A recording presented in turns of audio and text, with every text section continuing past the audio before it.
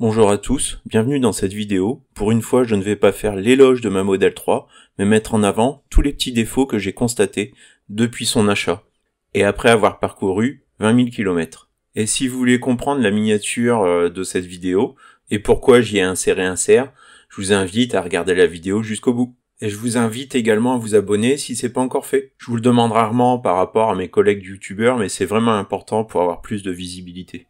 Allez, on rentre dans le vif du sujet. Bah là je commence comme tous les matins, ma voiture dort dehors, donc il y a la petite rosée du matin. Je rentre à l'intérieur, la visibilité n'est pas terrible et j'ai pas forcément pensé à mettre le dégivrage automatique, surtout c'est le week-end, hein, je ne savais pas à quelle heure j'allais partir, ni pour aller où et quand. Pour y voir un peu mieux, je décide de baisser la vitre, et pour le pare-brise avant, bah d'y mettre un petit coup d'essuie-glace.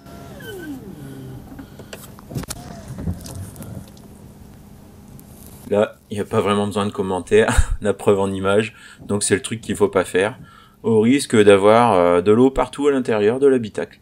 Donc ça maintenant je le sais, et pourtant, ça m'arrive encore. Ensuite, un petit détail sur lequel je n'avais pas du tout réfléchi au moment de l'achat, c'est qu'il y a tout simplement pas d'essuie-glace arrière sur la Model 3. Donc là, vous pouvez chercher, il n'y en a pas. Donc pour la visibilité, lors d'une marche arrière pour sortir du domicile le matin, c'est un peu gênant. Bon, ensuite c'est sûr, esthétiquement elle est vachement mieux sans et ça fait pas de perturbations aérodynamiques. Mais d'un autre côté, d'un point de vue pratique, c'est pas top. Bon, ensuite je vous la refais quand même, hein, mais lorsqu'il pleut, l'ouverture du coffre, c'est pas top, hein. La moindre goutte s'atterrit dans le coffre.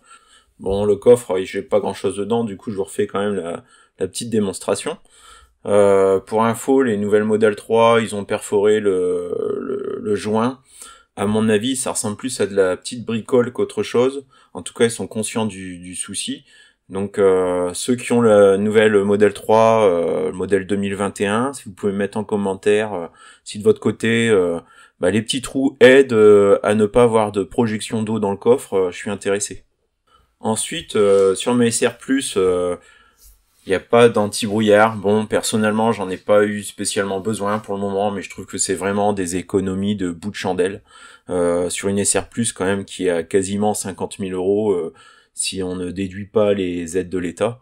Avoir une voiture sans anti-brouillard, je trouve que ça le fait pas, surtout que ça, je vous dis, c'est vraiment des économies de bout de chandelle. C'est comme nous vendre une licence pour avoir les sièges chauffants à l'arrière à 300 €. Je pense pas que c'est là-dessus qu'ils peuvent faire d'énormes bénéfices.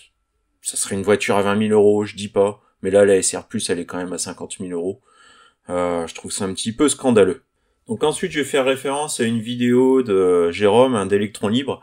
Il a eu un petit tour avec sa Model 3. Il recharge sa voiture régulièrement en type 2. Donc à l'extérieur de chez lui aussi. Et ses fiches de la prise combo CCS se sont corrodées, il a pas pu du coup recharger au superchargeur. Donc j'ai fait comme lui, j'ai acheté un cache pour protéger la prise et ça gêne absolument pas la fermeture. Par contre j'ai acheté sur AliExpress, contrairement à lui qu'il a reçu de chez ACC. Ouais, je préfère le payer 3,50 € plutôt que 15 €. Je vous mets le lien de la vidéo d'Electron Libre en fiche juste en haut et également le lien de mon achat AliExpress dans la description. Bon, passons à la suite. Malheureusement, on n'en a pas fini avec les petits défauts de ma Model 3. Désolé pour les Tesla fans, hein, c'est pas une vidéo qui est faite pour vous. Et rapidement, là aussi, le temps que j'y suis, en vous parlant de produits que j'ai achetés, j'ai changé mon micro, donc j'espère que le son est meilleur que dans les précédentes vidéos. Bon, je pense quand même que par rapport aux premières vidéos que j'ai faites, y a pas photo. Bon, dans la réalité des faits, j'ai piqué le micro de ma fille, c'est légèrement différent. Bon bah là, encore une fois, j'arrive pas à ouvrir ma voiture. Donc j'ai appairé mon téléphone en Bluetooth pour avoir l'ouverture automatique et je sais pas pourquoi, une fois sur 8, une fois sur 5, enfin de temps en temps je n'arrive pas à ouvrir la voiture, je suis obligé de sortir mon téléphone de ma poche et d'ouvrir l'application Tesla. J'ai pourtant autorisé l'application Tesla à ne pas rentrer en mode économie d'énergie. J'ai activé le fonctionnement en arrière-plan de l'application et ça dysfonctionne quand même. Donc si vous avez un bon plan, un bon téléphone avec lequel vous n'avez pas de dysfonctionnement, je suis intéressé. Et ensuite reste la solution de l'achat de la key fob, mais bon, pareil, avec une voiture à ce prix-là, ils auraient pu donner cette clé main libre avec l'auto. Ensuite, les feux de route auto, c'est simple, c'est une catastrophe, hein, ça fonctionne absolument pas et Plein de cas de figure où la voiture approche et je lui fais un appel de phare alors que j'ai rien fait. S'allumer les pleins phares en approche de la voiture et avant, lorsqu'il n'y a pas de voiture, j'arrive pas à mettre les pleins phares, donc ça fait absolument pas le taf. Donc c'est une fonction à désactiver malheureusement. Et ensuite on arrive au clignotant. Eh oui, il n'y a pas que les feux de croisement qui vont pas, il y a aussi les clignotants. Bon là c'est pas vraiment un défaut, il faut juste savoir comment ça fonctionne. Donc je vous fais une petite démo. Donc un appui court sur le commodo, le clignotant va clignoter uniquement 3 fois. Un appui long, il clignote sans s'arrêter. Et pour qu'il s'arrête de clignoter, il faut faire un appui court dans le sens opposé. Par contre, si on fait un appui long, sans faire exprès, il clignote dans l'autre sens.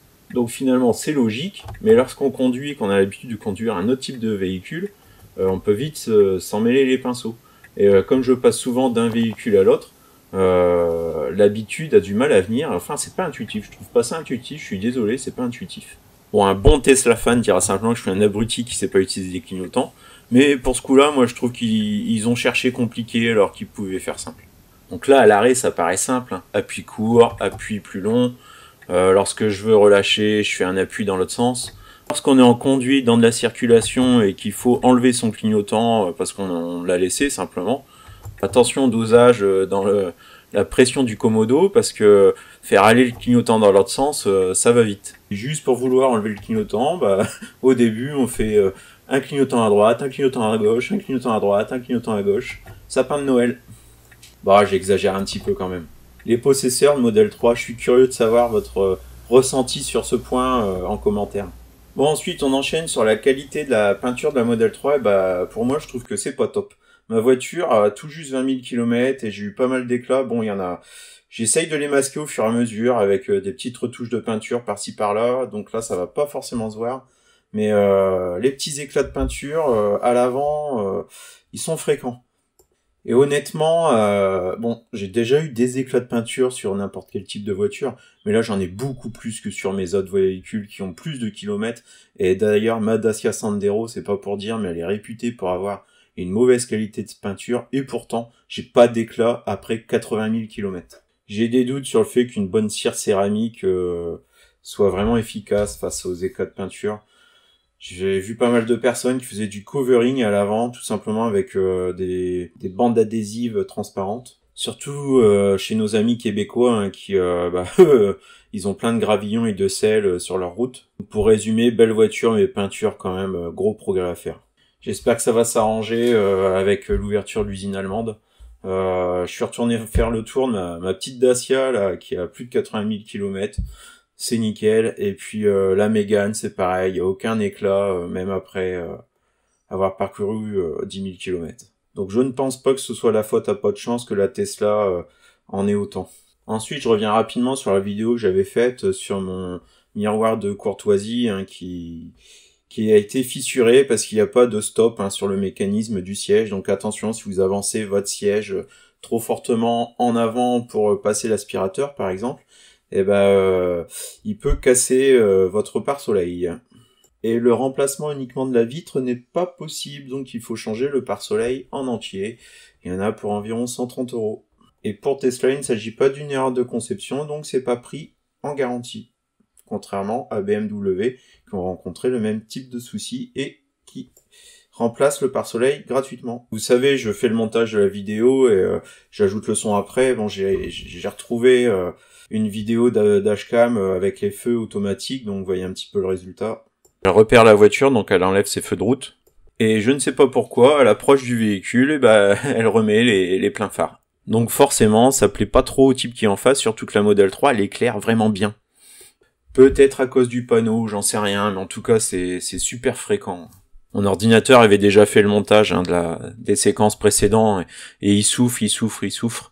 Par feignasserie de remontage hein, et de décalage de toute la bande sonore, désolé, je vous reclaque le sujet sur la fin.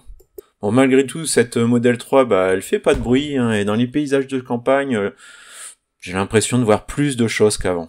Il faut aussi qu'il y ait cette caméra qui tourne en permanence, c'est cool. Bon, la qualité est pas top et je n'avais pas ma dashcam de brancher, mais bon, je vous fais quand même partager la petite séquence de nos belles routes picardes. Donc 4 beaux cervidés avec leur beau bois. J'ai aucune idée de savoir si en thermique il m'aurait entendu venir ou pas. Mais en tout cas, j'ai l'impression qu'on apprécie plus la nature et l'environnement dans cette voiture qui reste pour moi exceptionnelle, malgré tous les petits défauts que je vous ai listés. Ça reste la meilleure voiture que je n'ai jamais conduite. Elle est super agréable, super dynamique, la tenue de route est extraordinaire. Même les cerfs, ils la regardent, on dirait. Je vous souhaite à tous un bon dimanche. J'essaye de vous sortir une autre vidéo d'ici avant Noël, mais si c'est pas le cas, passez de bonnes fêtes de fin d'année. Continuez les gestes barrières. Même si c'est pas pour vous, protégez au moins les autres.